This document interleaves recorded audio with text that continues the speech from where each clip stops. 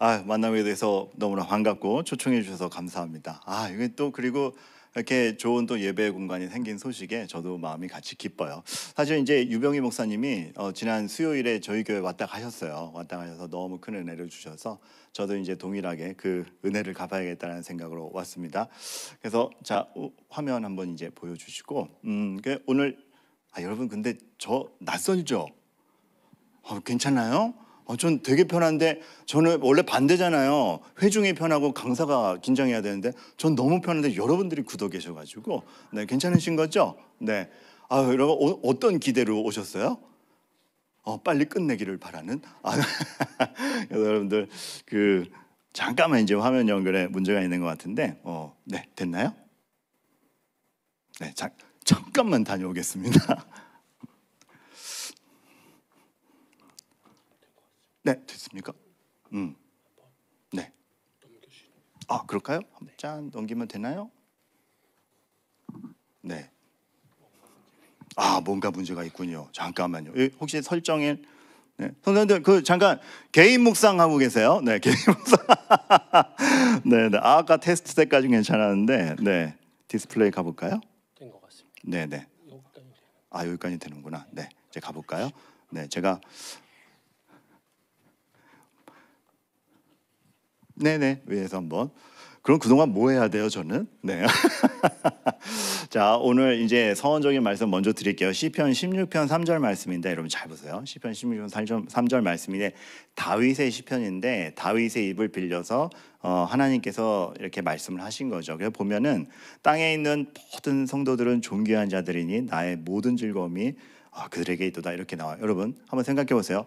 나는 내 즐거움을 어디에 두는가? 나는 내 즐거움을 어디에 두는가라고 생각을 했을 때 우리가 즐거움을 두는 게 가장 아끼거나 가장 두려워하는 거거나 내 인생을 거는 거에 가장 보통 즐거워합니다. 근데 전지전능하고 아무런 모자람이 없으신 하나님께는 즐거움이 뭘까라고 했을 때 너무나 뜻밖에도 하나님께서는 그 모든 즐거움이 우리라고 얘기를 하는 거예요.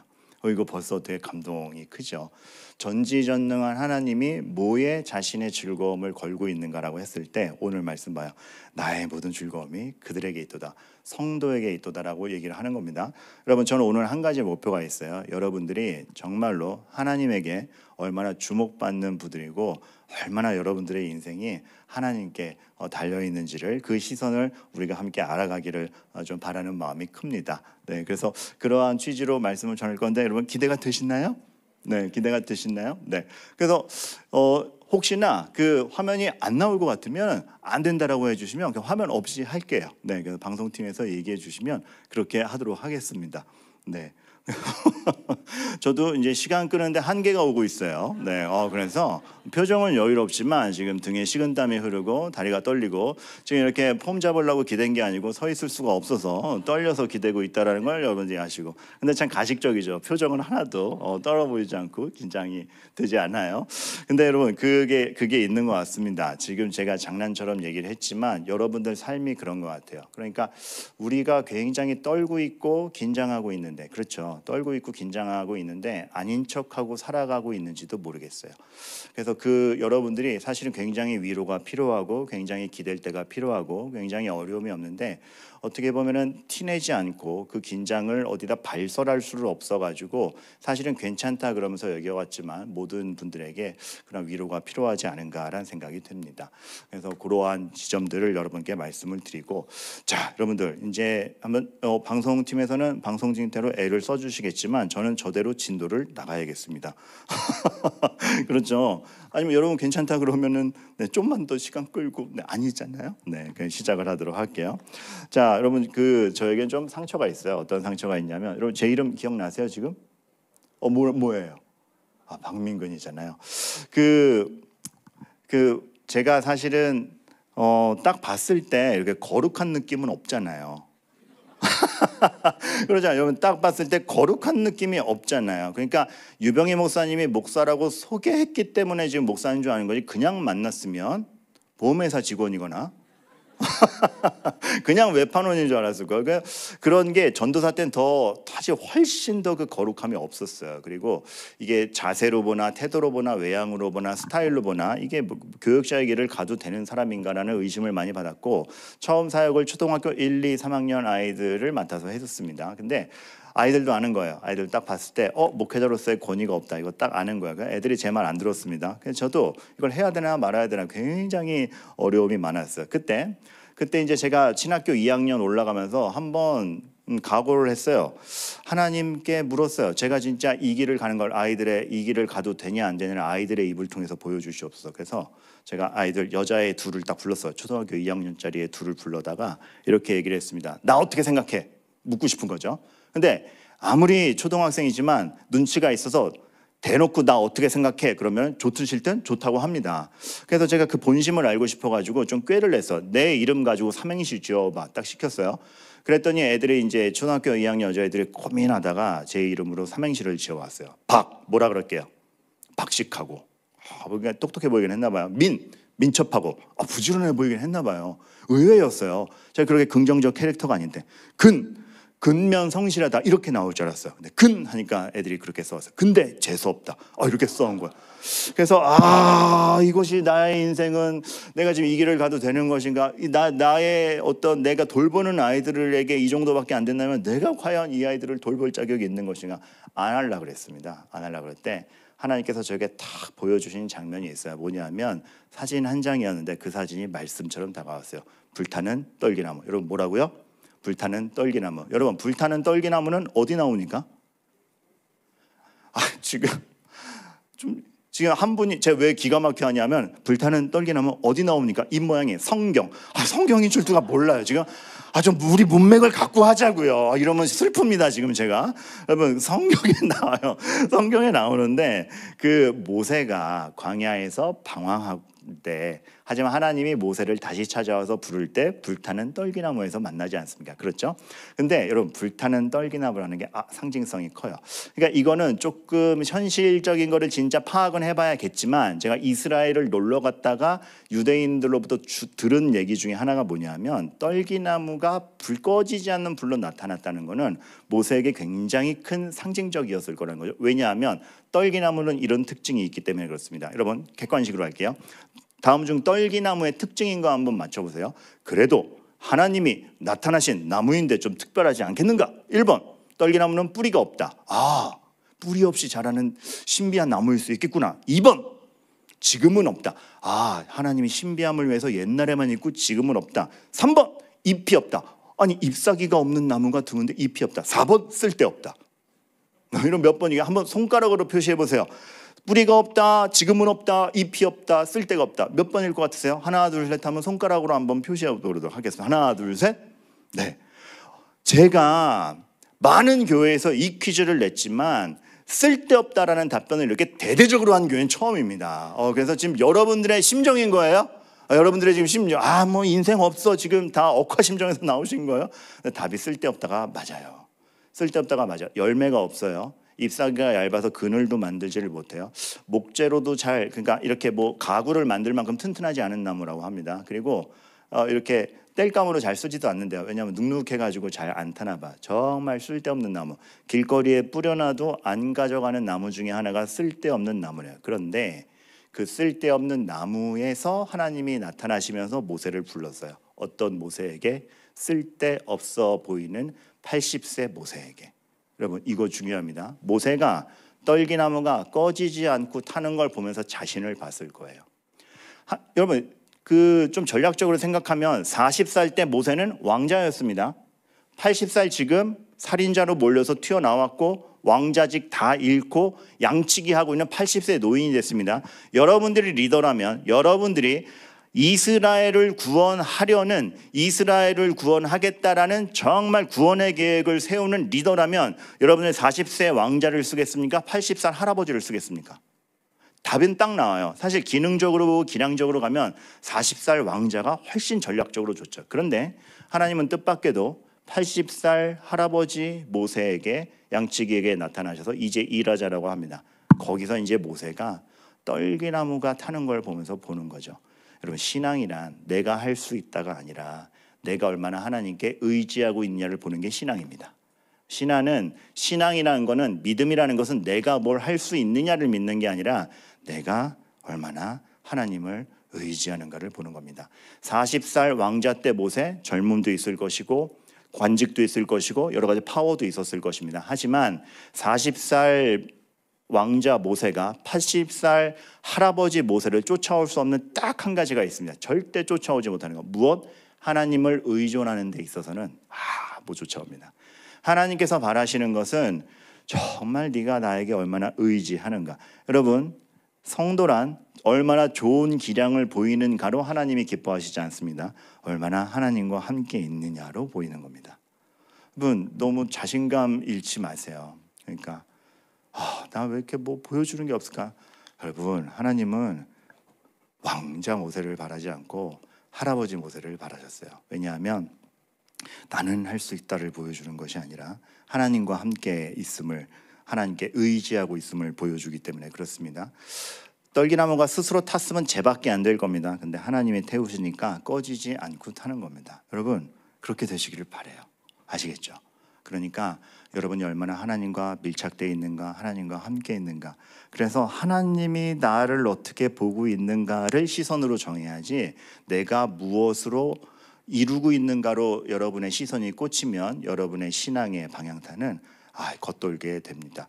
그러니까 이제 이런 얘기를 좀 해보도록 할게요. 지금 이제 화면이 안 나오는 순간 모든 건 망했기 때문에 이제부터 제 맘대로 하려고 그래요. 그래서 원고에 없던 걸 좀 하려고 그랬는데, 우리 그런 고민 많이 하잖아요. 여러분, 난 정말 본의 안 돼. 내가 순장인데 본의 안 되고, 부모로서 본의 안 되고, 교사인데 본의 안 되고, 믿음의 가장인데 본의 안 되고, 목사인데 본의 안 되고, 정말 목사인데 본의 안 되고는 제 얘기지, 유병인 목사님 얘기가 아니에요. 감정이입을 한 건 제 얘기지, 유 목사님 얘기 아니에요. 근데 여러분, 성도에게 있어서 본이 된다라는 것은, 내가 얼마나 좋은 모습을 보이느냐에 달려있지 않습니다. 그 예화를 하나 들려드릴게요. 여러분, 음악가 중에 누구 좋아하세요? 베토벤 아세요? 베토벤? 베토벤 아세요?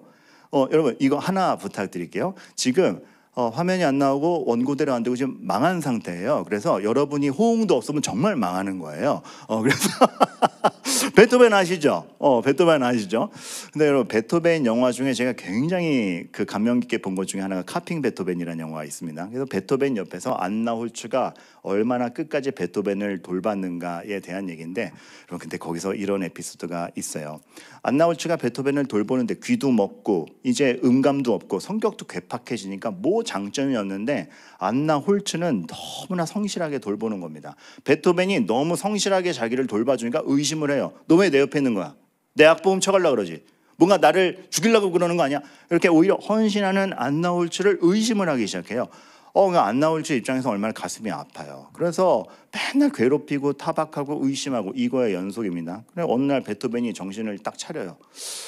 근데 진짜 왜 내 옆에 있는 거야? 내가 귀도 안 들리고, 음악가로서 귀도 안 들리고, 성격도 괴팍하고, 나이도 먹고, 안나 홀츠는 나를 떠나면은 너무나 행복한 길이 많을 텐데 왜 내 옆에 있는 거야?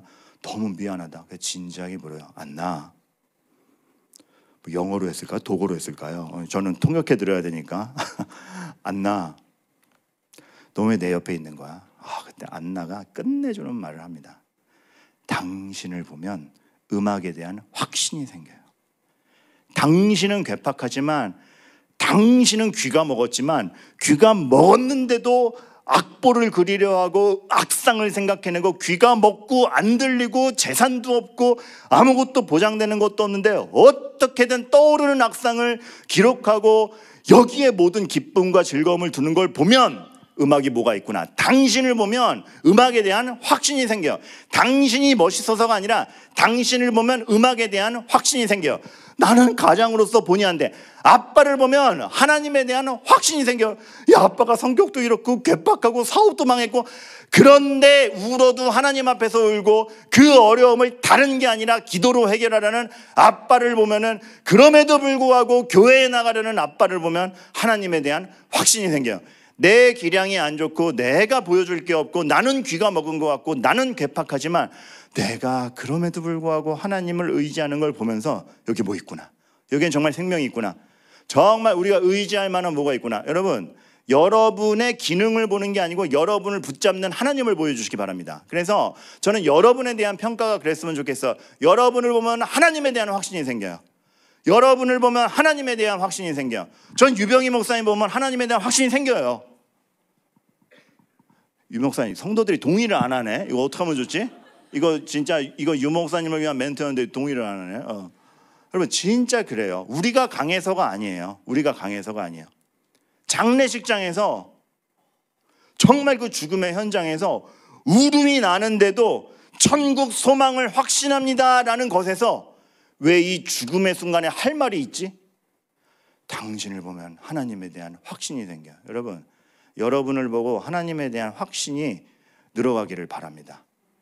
그게 왜냐하면은 하나님이 여러분을 그렇게 확신 있게 보고 있기 때문에 그래요. 오늘 말씀 땅에 있는 성도들은 존귀한 자들이니 우리가 뭐라고 아니 배반과 죄의 역사밖에 없는 게 우리의 역사인데 땅에 있는 성도들이 어떤 존재냐? 나의 모든 즐거움이 그들에게 있다. 그게 하나님이 우리를 보는 시야예요.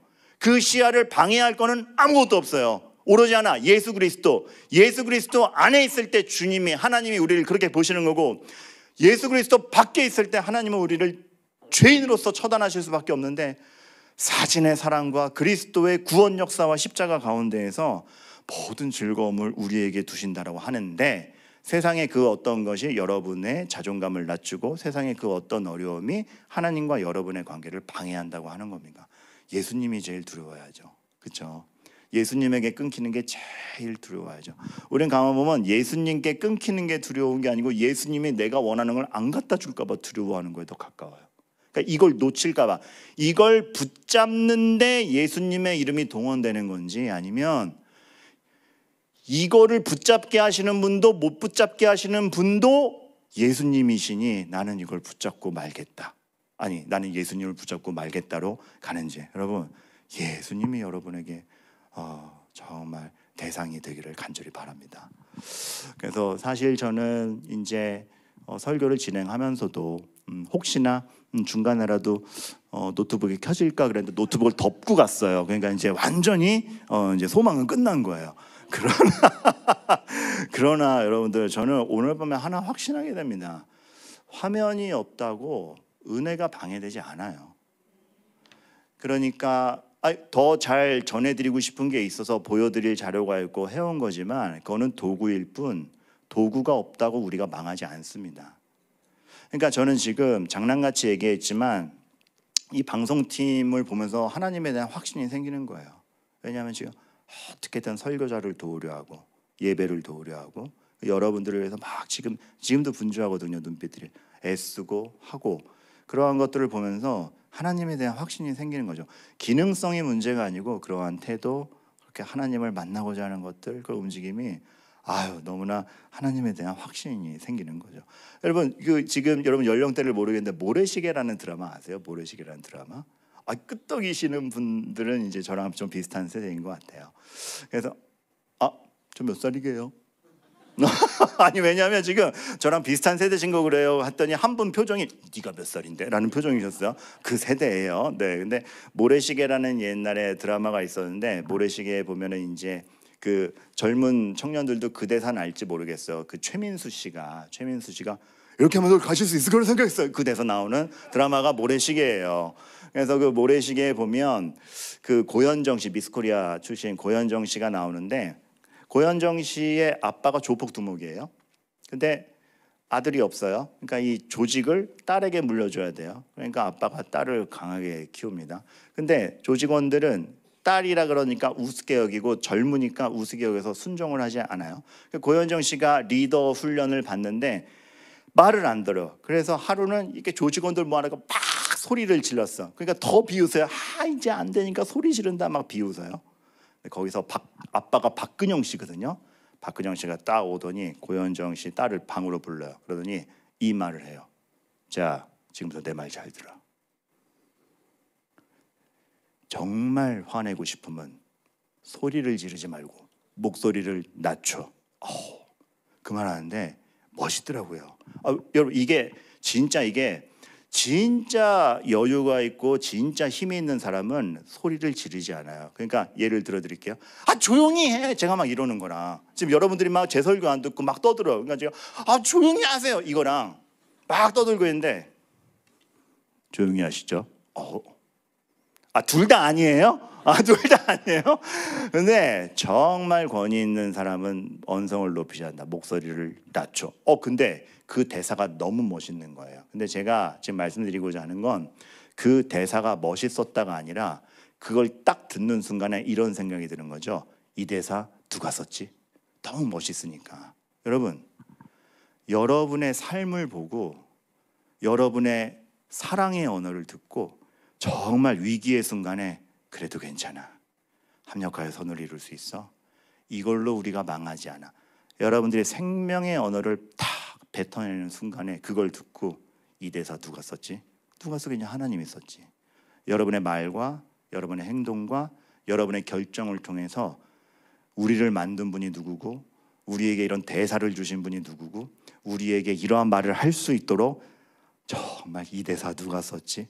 하나님을 궁금해할 수 있는 존재로 여러분들이 계시기를 바라겠습니다. 왜냐하면 하나님이 여러분을 가장 존귀히 여기고 여러분을 통해서 즐거움을 내세우기로 하셨고 여러분을 통해서 일을 하시기로 결정했기 때문입니다. 그럼 욥기를 보면 굉장히 참 저도 지금 대단하다고 생각합니다. 그러니까 하나도 대본대로 안 되는데 내용이 계속 쭉쭉 나오잖아요. 드라마 얘기부터 성경 얘기까지. 그러니까 왜 이런 말을 하냐면 불안해서 그래요. 지금 그게 자화자찬이라도 하는 거예요. 근데 욥기에 보면 사탄이 욥을 참소하고 시험을 알죠. 하나님한테 가서 고소를 하죠. 근데 그때 하나님이 딱 하는 말이 있어요. 너의 의견이 틀리고 내 의견이 맞아를 하나님이 사탄과의 논쟁 중에 사탄에게 증명하셔야 되는데 그 증명하는 방법이 뭡니까? 욥기 1장 8절 나중에 읽어보세요. 하나님이 이렇게 말씀하십니다. 내 종 욥을 보았느냐? 사탄이 자신의 어떤 고속거리와 자신의 논리를 들고 올 때 하나님이 나의 뜻과 나의 진리와 내가 마저를 자신의 권위로 제압하기보다는 자신의 형상을 닮은 욥을 통해서 증명하세요. 여러분의 인생이 그렇다는 겁니다. 여러분의 한 명 한 분의 인생이 하나님이 여러분에게 진리를 걸고 계신 거예요. 사김의 교회 성도들을 보았느냐?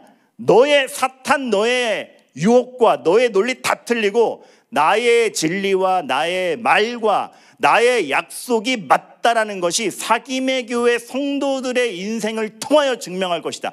똑같아요. 나의 종 사김의 교회를 보았느냐? 하나님은 지금도 사탄에게 그렇게 말씀하고 계십니다. 여러분의 인생을 통해서 그것들이 증명되고 있어요. 그래 여러분의 어떤 날들이 헛될 수 있겠습니까?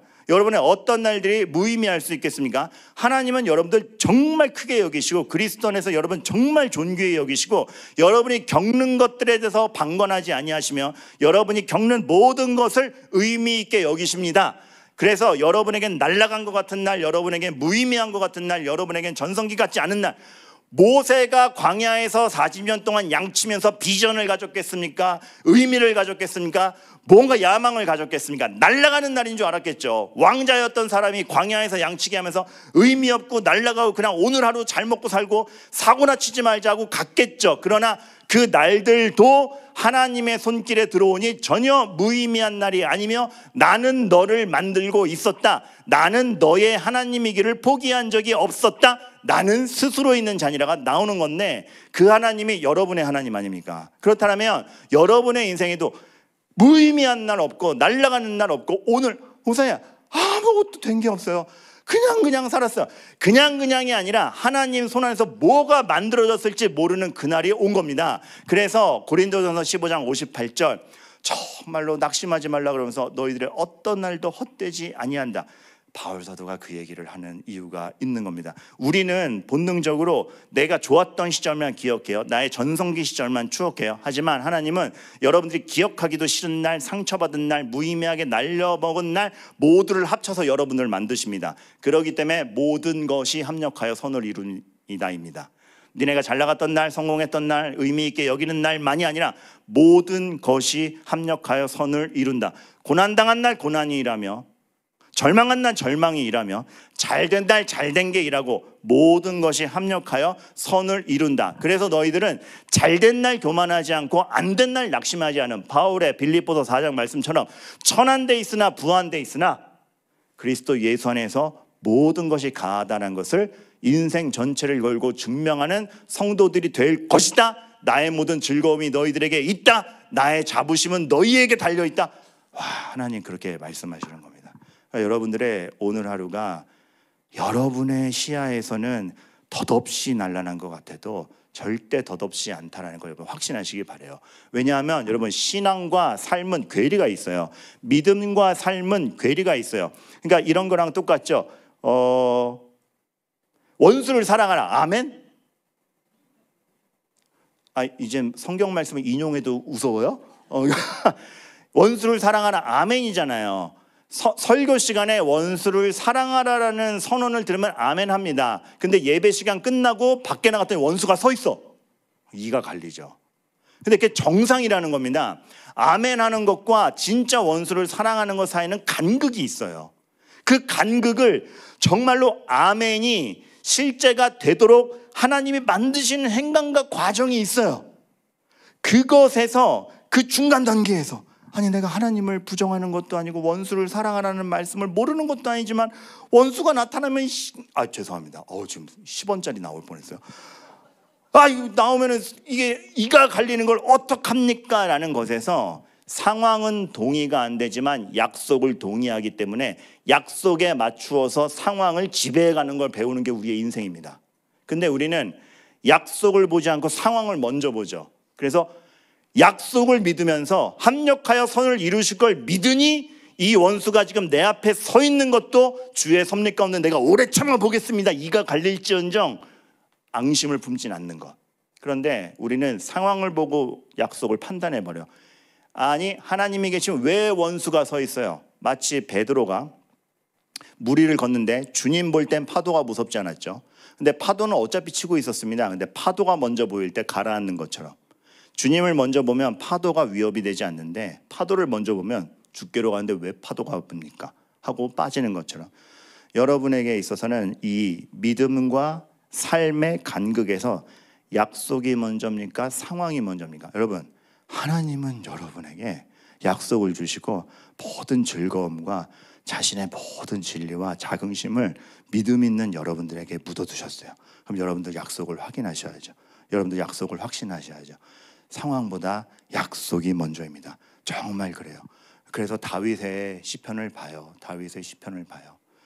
사망의 음침한 골짜기가 왜 안 두렵겠어요? 근데 사망의 음침한 골짜기로 다닐지라도 해를 두려워하지 않을 것을 그 인생을 통해서 증명한 거 아니에요. 근데 다윗의 인생을 보면 골리앗 때려잡을 때 딱 멋있고 그 다음에 다 엉망입니다. 도망다니고 아들한테도 배신당하고 간음하고 살인하고 그렇죠. 거기서 아는 거예요. 사망의 음침한 골짜기로 다닐지라도 해가 두렵지 않구나. 골리앗을 때려잡은 내 돌팔매가 아니라 나에겐 실력이 없고 정말로 하나님의 약속이 사망의 음침한 골짜기로 다닐지라도 해가 두렵지 않구나를 진심으로 고백하는 겁니다. 멋진 말이 아니라. 다윗 봐요. 살아남으려고 미친 척하는 장면도 있잖아요. 기억나세요? 적군에게 숨었는데 적군이 알아보잖아요. 다윗이다. 죽지 않으려고 막 벽을 긋고 이렇게 침 흘리면서 미친 척을 하잖아요. 얼마나 밤에 들어갔을 때 자괴감을 느꼈겠습니까? 근데 다윗의 얘기가 아니라 여러분이 오늘 그렇지 않았어요? 오늘 하루 생존해 보려고 벽을 긁었죠. 오늘 우리 애가 또 사고를 쳤네. 이거 진짜 메꾸느라고 남들 앞에서 이렇게 침 흘리듯 아부하고 침 흘리듯 상황 모면하고. 우리가 다윗 같지 않아요? 근데 하나님이 그날조차도 하나님 손안으로 품으셔서 사망의 음침한 골짜기로 다녀도 해가 두렵지 않은 다윗을 만든 거예요. 그러니까 여러분 지금 되게 멋있어지고 있는 겁니다. 여러분 되게 멋있어지고 있는 겁니다. 하나님이 오늘 여러분에게 되게 웅덩이 같은 하루를 주셨다라면 여러분은 터득한 거야. 뭐를? 웅덩이 속에서 하나님을 부인하지 않고 하루를 버텼다라는 굴금이 생긴 거예요. 저는 한번 바라봅니다. 여러분의 인생에서도 사망의 음침한 골짜기로 다닐지라도 해가 두렵지 않다라는 것을 여러분의 신앙으로 한번 고백하시기를. 그러니까 진심으로. 여러분, 이게 신앙은요, 성경 지식이 느는 게 아니라 하나의 고백이 두꺼워지는 거에 가까울 때가 있습니다. 이게 무슨 말이냐 하면, 암송은 할 수 있어요. 모든 것이 합력하여 선을 이룬다. 암송할 수 있어요. 아멘 할 수 있어요. 근데 진짜 모든 것이 합력하여 선을 이루는 것을 보기 위해서는 모든 것을 다 당해봐야 돼요. 막 당하는 거죠. 당하고 쫓겨보고 아들에게 배신당하고 뭐하고 침 흘려보고 돌아와서 뒤돌아보니 말이 똑같은 말인데 암송할 때랑 달라요. 굵게 나오는 거죠. 모든 것이 합력하여 선을 이루어. 이렇게. 저는 여러분들이 그 말을 진심으로 내뱉는 순간을 기대합니다. 왜요? 하나님이 여러분들을 포기하지 아니하고 그리스도 안에서 소중하게 대접하면서 데려가고 있기 때문에 그렇습니다. 저는 그 굵은 말을 들은 기억이 있어요. 저희 할머니는 평양에서부터 신앙을 지키고 내려오셨어요. 6.25 때 내려오셨어요. 8남매, 저희 7남매, 8남매, 저희 아버지 8남매 다 끌고 내려오셨어요. 한 명도 죽이지 않고 그거 들쳐업고 다 내려오느라 얼마나 고생하셨는지 몰라. 근데 할아버지가 좀 도중에 총을 맞으세요. 할아버지가 이게 독이 퍼져서 일찍 돌아가세요. 일제시대, 사실 일제시대부터 생각하면 일제시대도 겪었고 자신이 모은 재산 다 버리고 와야 됐고 6.25 겪었고 애들은 살렸는데 재산은 없고 먹여 살려야 되는데 남편은 먼저 죽고가 할머니의 인생이에요. 할머니랑 같이 살 때가 있었어요. 할머니가 그런 인생을 산 건 나중에 알았지만 어렸던 저에게 뱉은 굵은 한마디가 있어요. 그래도 하나님은 선하다. 그러니까 굵잖아요. 일제시대를 겪고 재산 다 뺏기고 할아버지가 총 맞아 돌아가시고 6.25를 겪고 아무것도 없는 외지에서 살아남아서 꾸역꾸역 살고 자신에게 젊음과 청춘은 없고 애들을 생존시키는데 정말 다윗이 침 흘리듯 하루하루 생존을 머금으면서 살아남았는데 마지막으로 저에게 해주신 말씀이 그래도 하나님은 선하다. 하나님이 여러분에게 지금 그 연습을 시키시는 것 같습니다. 그러니까 하나님이 왜 나는 이런 일을 겪어야 되지? 그런 일 안에서도 하나님이 있다라는 걸 알려주고 계신 것 같습니다. 지금 맨 앞에서 핸드폰을 세게 떨어뜨렸어요. 그러니까 끝내라는 것 같아요. 지금 한 30분 지났으니까 끝내다오 하는 것 같아요. 그래서 제가 눈치껏 끝낼게요. 근데 이제 그래도 원고에 있는 거 하나는 하고 가야 될 거 아니에요. 그래서 지금 원고에 있는 거 살펴보면 그래서 여러분께 제가 좀 말씀드리고 싶은 것 중에 하나는 뭐냐면 하나님이 여러분을 어떻게 보는지를 그 시야를 좀 확보해 주셨으면 좋겠어요. 이 세상에서 하나님이 여러분을 어떻게 보는지 정말 나의 모든 기쁨이 너희에게 묻어 있다라는 것을 확신하지 못하게 방해하는 게 그 시야를 못 보도록 방해하는 게 너무 많거든요. 대표적으로 이런 겁니다. 창세기 25장 32절에 보면 이 말이 나와요. 이제 에서가 사냥이 끝나고 막 숨을 헐떡일 때 자신의 동생 야곱에게 야 팥죽 나한테 팔아라 하는 장면이에요. 거기서 말씀이 이렇게 써 있습니다. 에서가 이르되 내가 죽게 되었으니 이 장자의 명분이 내가 무엇이 유익하리요 그러면서 장자권을 팥죽에 팔죠. 근데 여러분 여기서 이 말이 저는 마음에 들어오는 거예요. 내가 죽게 되었으니. 여러분 팥죽 못 먹는다고 죽지 않아요. 아니 숨은 헐떡여요. 진짜 죽을 것 같이 숨이 차요. 하지만 팥죽 못 먹는다고 죽지 않아요. 이게 죄의 본성이요 죄의 관성인데 사람은 자기 눈에 벌어진 상황이 제일 크게 보입니다. 자기 눈에 보인 상황이 제일 힘들어 보입니다. 고3 때는 수능이 나를 죽일 것 같고 육아 때는 육아가 나를 죽일 것 같고 경력이 단정되면 내가 죽을 것 같고 재산을 잃으면 돈이 나를 죽일 것 같고 누군가에게 목줄 잡혀 있으면 상사가 나를 죽일 것 같고 애인에게 배신당하면 애인이 없어서 죽을 것 같고 그런데 여러분 하나님은 성경을 통해서 말씀하시는 거야. 그거 어려운 거 안다. 하지만 그게 너희를 죽이지 못한다. 여러분 죽을 것 같은 현실의 힘듦을 무시하는 거 아닙니다. 제가 말씀드리고 싶은 건 이거예요. 죽을 것 같은 그 힘듦보다 하나님이 더 크다라는 걸 보여주는 겁니다. 그거를 인식하세요. 죽을 것 같은 그 현실보다 하나님의 애정이 훨씬 크다라는 걸 확신해 주시기를 바라요. 요셉이 보디발의 아내가 꼬실 때 얼마나 두려웠겠어요. 수락하지 않으면 죽을 것 같았을걸요. 근데 수락하지 않았죠. 그때 이번엔 또 누명을 쓰잖아요. 이 누명을 해결하지 못하면 죽을 것 같았을걸요. 그런데 보디발의 아내의 유혹도 자신을 죽이지 못하고 보디발의 아내의 누명이 자신을 죽이지 못해요. 요셉이 끝까지 두려워했던 건 하나님입니다. 우리가 그러냐라는 걸 생각해 봐야죠. 여러분 인생 참 묘해요. 만만치 않아요. 제 선배는 5살 때 아들이 암에 걸렸었어요. 이거 막 인생 다 뒤집어진 줄 알았어요. 근데 기적적으로 치유됐어요. 그래서 얘가 커가지고 법대 들어갔어요. 와, 근데 여러분 법대 들어가서 공부가 너무 고돼가지고 정말 죄송한 말씀이야 조현병이 생겼어요. 그래 지금 되게 고생하고 있는 와중에 있어요. 그러니까 선배가 얘기를 해요. 애가 암이 걸렸을 때 암이 나를 죽일 것 같았고 내 아들을 죽일 것 같았고 서울대 법대 붙었을 때는 서울대 법대가 얘를 살릴 줄 알았는데 암도 얘를 죽이지 못했고 법대도 얘를 살리지 못했다. 어디에 있든지 내가 주님과 함께 있느냐가 나의 사냐 죽느냐의 기준이지 세상이 주는 협박이 나를 죽이지 못하고 세상이 주는 복이 나를 살리지 못한다. 여러분 그거예요. 참 신기한 거는 애가 암에서 회복됐을 때는 다 끝난 것 같죠. 하나님 은혜, 정말 이러한 하나님의 은혜를 맛보면 더 이상 두려울 게 없구나 싶은데 법대 갔는데 조현병 걸리니까 다시 죽을 것 같은, 그러니까 인생은 끝난 것 같은데 이 굴곡입니다. 요셉 하나하나 해결할 것 같은데 계속 위기가 오잖아요.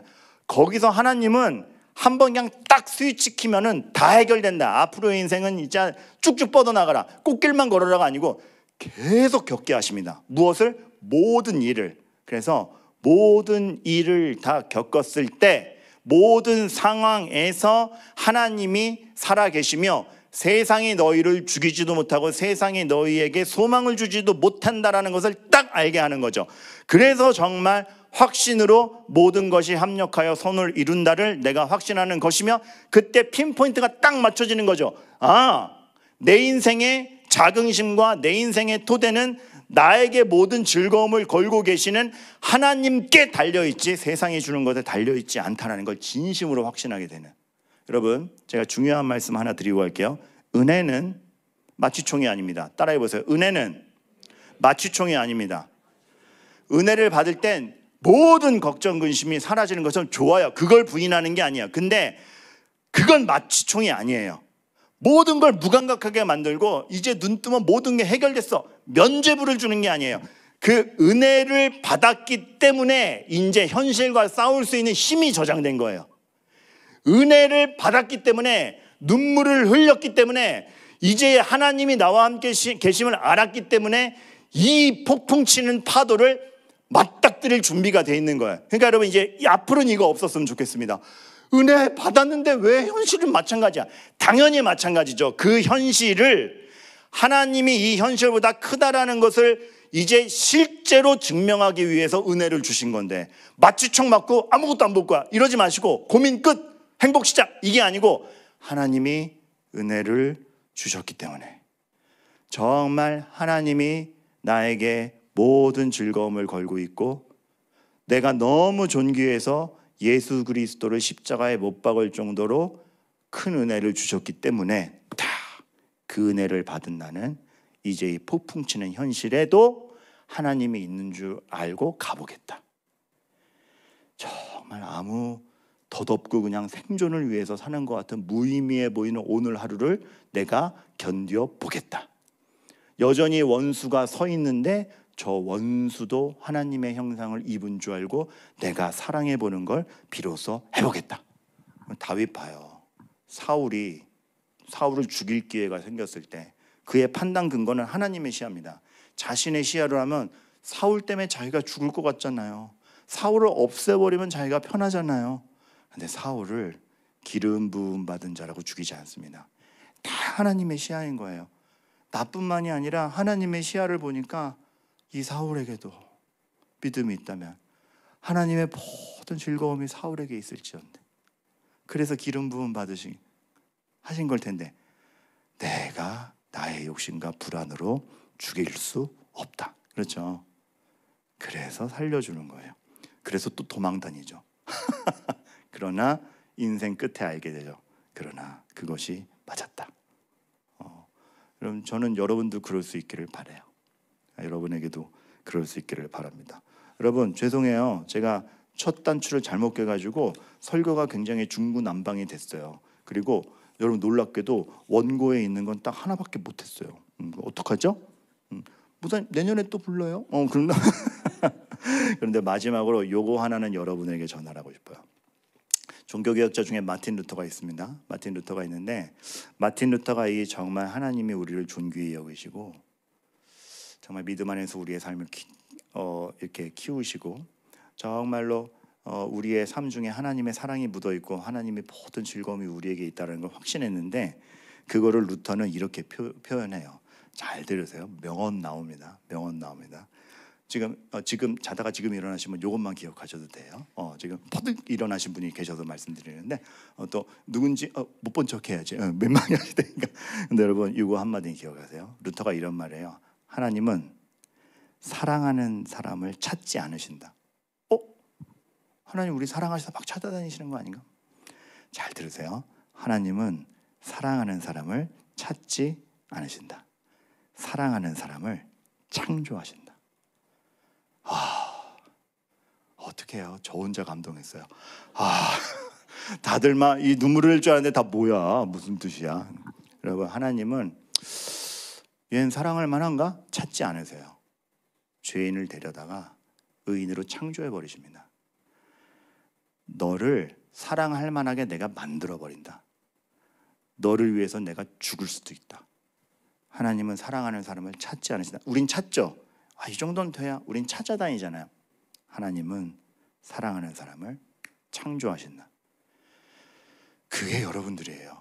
이 자리에 믿음을 갖고 앉아있다. 여러분 믿음이 어디 설득으로 됩니까? 여러분에게 믿음이 있다는 건 하나님이 여러분에게 그리스도 안에서 성령의 감동으로 의인으로 창조하신 거예요. 그 은혜를 입었기 때문에 여기 앉아있는 거예요. 얼마나 영광됩니까? 나의 모든 즐거움이 여러분에게 있도다 라고 하나님이 지금 선언하시는데 여러분의 어떤 하루가 헛되겠으며 어떤 하루가 허무하겠으며 무엇이 여러분들을 죽일 수 있겠으며 죽을 듯 힘들 때 한번 생각해 보세요. 이게 정말 날 죽이나? 아니 못 죽여요. 죽을 듯 힘들죠. 그게 없다 그러는 거 아니야. 죽을 듯 힘든데 하나님의 손길이 더 커요. 그거 확신해 가시길 바라요. 하나님의 방법은 참 묘해서 우리는 벽이 생기면 벽을 없애달라고 기도하잖아요. 하나님은 벽을 없애주지 않으세요. 그래서 우리는 원망을 하죠. 근데 하나님이 거기서 어떻게 역사하시냐 하면 벽을 없애버리지 않고 그리스도 안에서 우리를 벽보다 크게 하십니다. 그 벽을 넘어가게 하세요. 그 시간이 필요해요. 근데 그렇게 하십니다.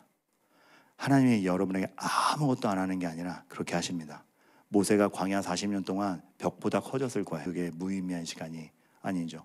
오늘 하루가 여러분에게 어땠는지 모르겠고 요즘에 여러분들의 인생이 어땠는지 모르겠습니다. 근데 여러분 하나님이 여러분들이 너무 존귀해서 하루하루 여러분들을 키우고 계시니 그래서 여러분들이 벽보다 커지니 성경 말씀에 그게 나오는 겁니다. 세상이 감당치 못할 그렇죠?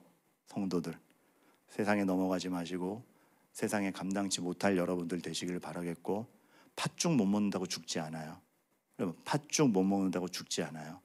여러분을 두렵게 하는 게 정말 여러분을 죽일 건가 생각해 보면 그거보다 하나님의 손길이 더 크다라는 걸 정말 느끼실 겁니다. 오늘 이 말씀 꼭 마음에 간직하게 가세요. 하나님이 여러분에게 말씀하셨어요. 존귀한 자들이니 나의 모든 즐거움이 그들에게 있도다. 한번 여러분 저 자신의 이름 불러가면서 이렇게 한번 외쳤으면 좋겠어요. 나는 나 이름 말하는 거야. 나는 존귀한 자이니 하나님의 모든 즐거움이 믿는 나에게 있도다. 확신하세요? 여러분 웃긴 거 얘기해 줄까요? 지금 이거 아멘 했죠? 나가자마자 없어집니다. 원수를 사랑하라 아멘 한 것처럼 저도 설교하면 막 영광에 취해서 집에 가거든요. 주일에. 우선 너무 은혜 받았어요. 막 우는 성도 보이고 막 찬양하고 축도하면 막 거룩이 막 온몸을 휘감은 채로 퇴근을 해요. 집에 가요. 집에 딱 영광 중에 들어가면 와이프가 얘기하죠. 음식 쓰레기 버리기로 했잖아. 현실이 와요. 현실이. 거기서 여전히 확신하는 거죠. 음식 쓰레기를 들고 가는다. 이렇게 아내에게 분노하지 않고 웃으면서 버리는 나에게 모든 기쁨이 있도다. 하나님 말씀하시는 거예요. 이거는 진실된 고백이요. 매주 당하고 있기 때문에 진실된 고백이. 저기 유 목사님 허락하시면 사실은 지금 이제 한 40분 지났고 서 목사님이 저한테 처음 연락 줄 때 설교는 한 40분 정도만 하라 그랬어요. 지금 넘었거든요. 근데 얘기 하나만 더 하고 가도 돼요? 우리 이왕 지금 처음부터 망했잖아요. 그러니까 뭐라도 하나 더 드리고 가고 싶어서. 왜냐하면 오늘 말씀이 그냥 이게 제가 공수표를 던지는 게 아니라는 걸 좀 말씀드리고 싶어서 여러분 기도 시간 사실은 많이 드리고 싶었고, 사실 딴 교회 설교 간 거 저 보시면 전 시간이 되면 끝내는 사람입니다. 근데 오늘은 이렇게 드리고 싶어서. 어떤 게 있냐면 제가 유학을 가려다가 장학금 합격증 다 받았는데 대사관에서 인터뷰를 패스를 안 시켜줘가지고 3번 거절당한 다음에 학기 시작해서 수강 신청까지 다 했는데 못 갔어요.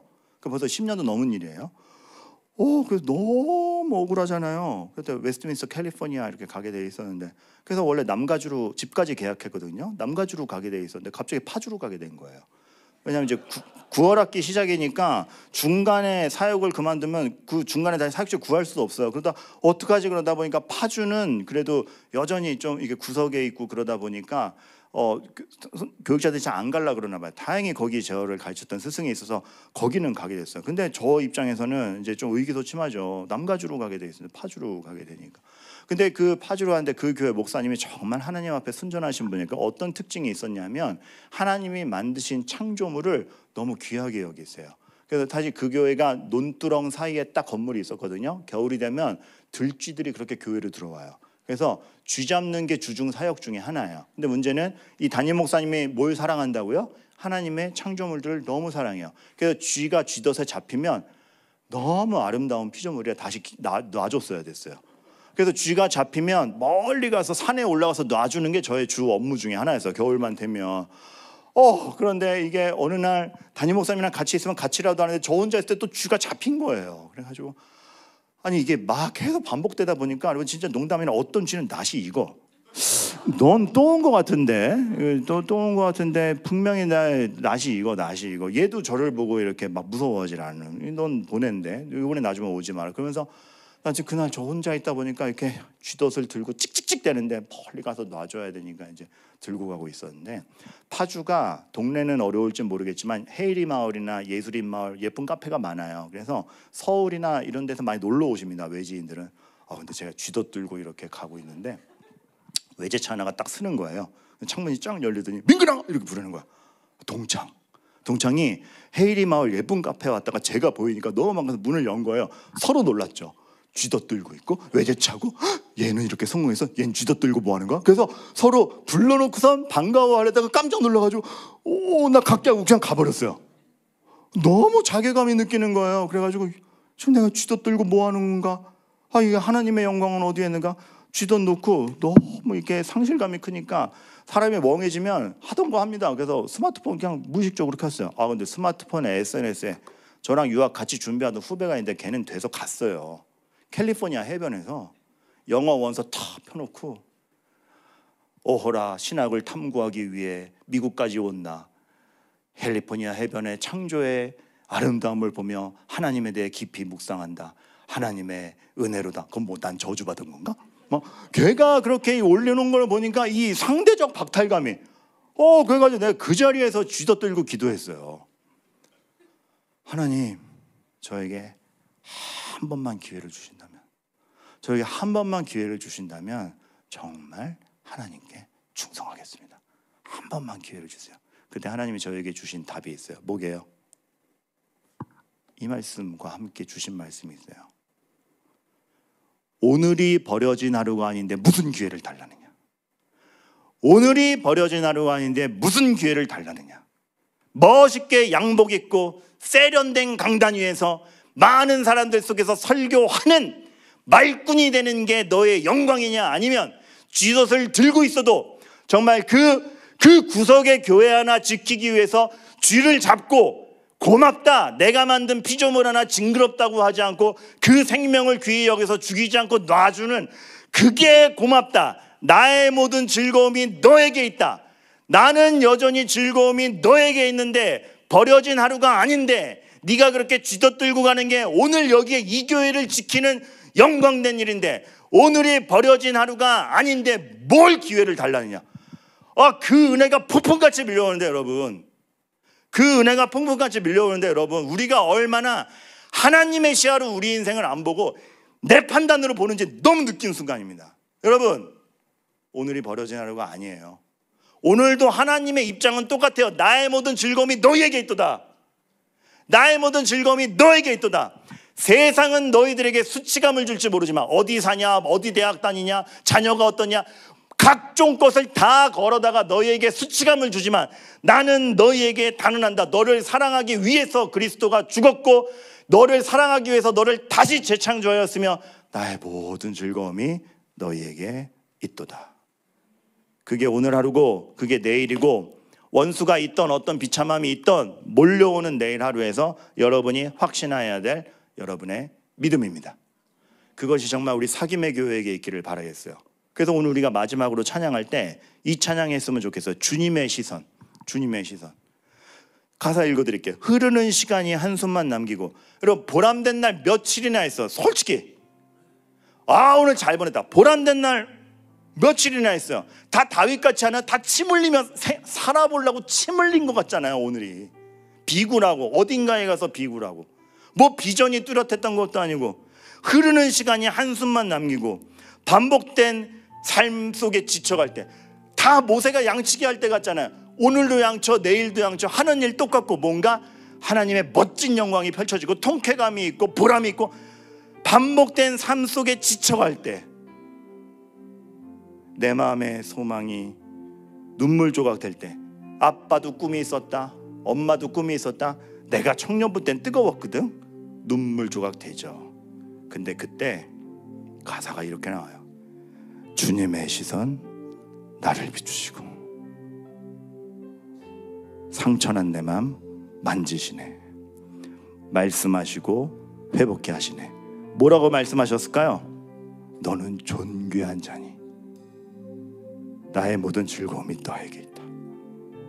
말씀하시고 회복케 하시고 주의 사랑이 다시 살게 하시네. 여러분, 오늘 들은 말씀 저는 확신하는 게 뭔지 아세요?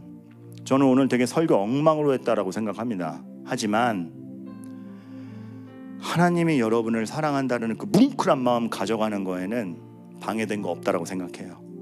어차피 제 말빨 기억하실 필요 하나도 없잖아요. 이것만 기억하세요.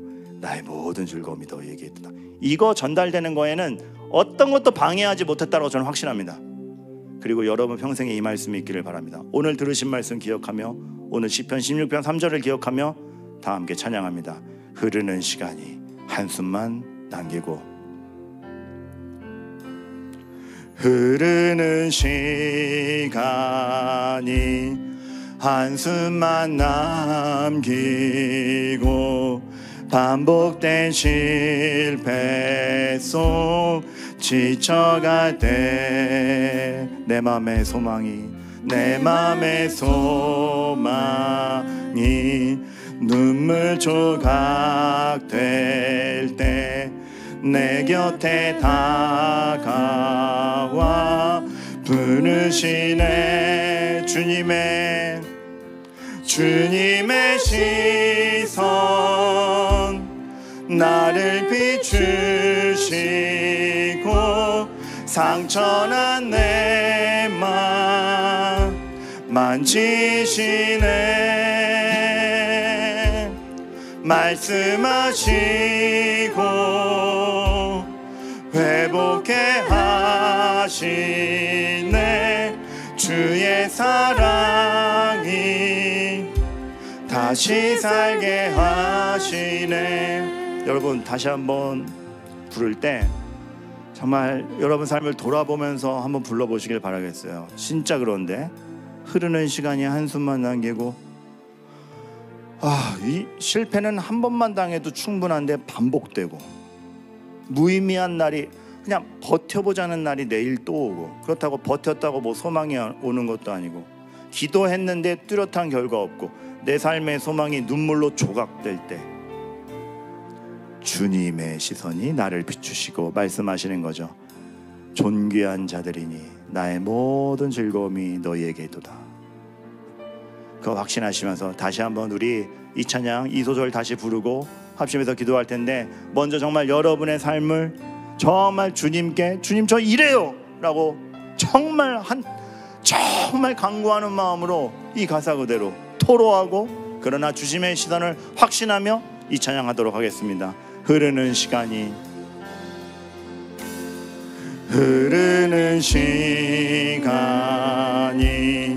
한숨만 남기고, 반복된 실패 속 지쳐갈 때 내 맘의 소망이 눈물 조각 될 때 내 곁에 다가와 부르시네. 주님의 시선, 주님의 시선 나를 비추시고, 상처난 내 맘 만지시네. 말씀하시고 회복해 하시네. 주의 사랑이 다시 살게. 주님의 시선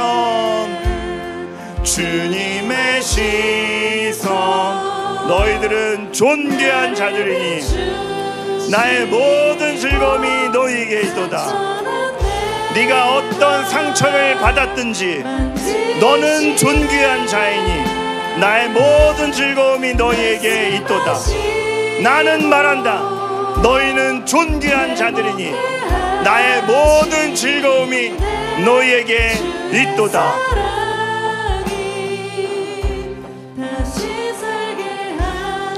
이 시간 여러분 합심하여 기도하도록 하겠습니다. 합심하여 기도할 때 여러분 한번 정직하게 토로해 보시기 바랍니다. 요즘에 여러분을 가장 비굴하게 만드는 게 뭐예요? 정말 주님의 시선을 못 느끼게 내 자존감 다 무너뜨리는 거 뭡니까? 사실 어떤 건 그렇잖아요. 내가 책임질 게 아닌데, 예를 들어 자녀의 문제는 자녀의 실수인데 망신은 내가 당해야 되잖아요.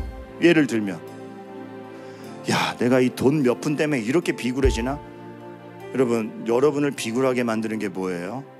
그래서 진짜 하루하루 아무 의미 없다라고 생각되게 여러분을 괴롭히는 게 뭐예요? 다 털어놓으세요. 다 털어놓으세요. 하나님, 저 이것 때문에 미치겠습니다. 진짜 이것 때문에 자존심 상해 미치겠습니다. 아니 하나님, 이 정도면 하나님 없는 거 아닙니까 싶게 여러분을 실망시키는 다 털어놓으세요. 그리고 기도하시기 바랍니다. 근데 그거보다 주님이 크시죠? 저에게 헛되이 날아간 날 없는 거죠? 주님, 저 확신하게 하여 주시옵소서. 나의 인생 마지막 날에 이거 얘기하길 바랍니다. 주의 모든 즐거움이 나에게 묻어 있었다. 합력하여 선을 이룬다. 헛되이 지나간 날 없었다. 주님은 나를 완성하신다. 주님, 그 고백을 다윗처럼 나도 사망의 음침한 골짜기가 나를 죽이지 못한다라는 걸 나도 고백하기 위하여 오늘을 겪는 건 줄 압니다. 주가 더 크심을 보여주시옵소서. 우리 시간 그 주님의 이름 주여 한번 외치고 합심하여 기도하겠습니다. 주여! 정말 우리의 주님 되시는 주여, 모든 어려움보다 더 크신 모든 비극, 모든 상처, 나를 괴롭히는 그 어떤 것보다, 내 목숨을 위협하는 그 모든 것보다, 나를 망신 주는 그 어떤 것보다 크신 주 예수 그리스도시요 주님이 나에게 있기 때문에, 주님이 나를 몸으로 삼으셨기 때문에, 그리스도가 나와 함께 있기 때문에 나는 아버지 하나님을 아버지라 부를 수 있으며, 하나님께서 나를 여전히 너는 존귀한 자이니 나의 모든 즐거움이 너에게 있다라는 그 삶을 살고 있는 줄 압니다. 주님, 내 눈으로 볼 때는 어떠한 즐거움도 없고 어떠한 소망도 없고 어떠한 즐거움도 없는 내 인생, 그러나 주님의 시선에서는 내가 존귀하며 나의 모든 즐거움이 나에게 있으며, 욥이 고통당할 때 하나님께서는 증명하고 계셨으며, 모세가 덧없이 양치고 있을 때 하나님은 모세를 만들고 계셨으며, 다윗이 침 흘리며 도망갈 때 하나님께서는 다윗의 명예를 준비하고 계셨기에, 주님, 저도 의미 없는 날처럼 양치고 있습니다. 주님, 오늘 살아보겠다고 나도 침 흘리고 있습니다.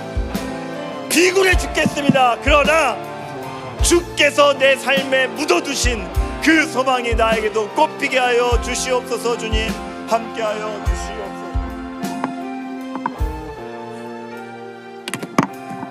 아버지 하나님, 우리의 마음을 하나님께 올려드립니다. 주님,